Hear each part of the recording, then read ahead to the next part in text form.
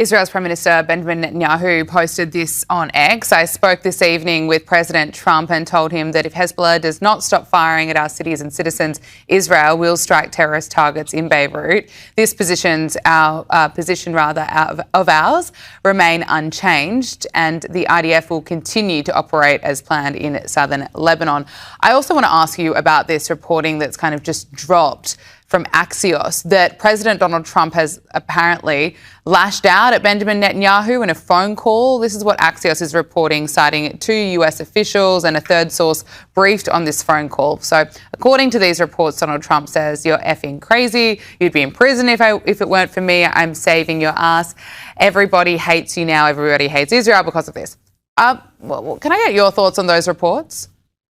I mean, again, very hard to confirm, and we've seen, perhaps not with such loaded language, real reporting between the months of April and June 2025 about potential dissonance and drama between America and Israel when it comes to the Islamic Republic and the US's regional policy, only to see them be able to sing from the same sheet of music and work against this regime. So it's important to, with immense respect to Axios, take more than an Axios-based approach, or more than, I call it, a snapshot-based approach to the politics of the region.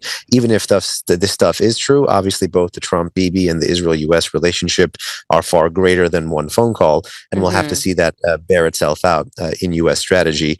But, you know, we've kind of gotten accustomed to seeing so many of these sorts of pieces talking about differences between the leaders, but then seeing regional realities remain the same. Thank you for watching. What do you think? Subscribe to this channel for more news and updates. See you in the next one, and bye.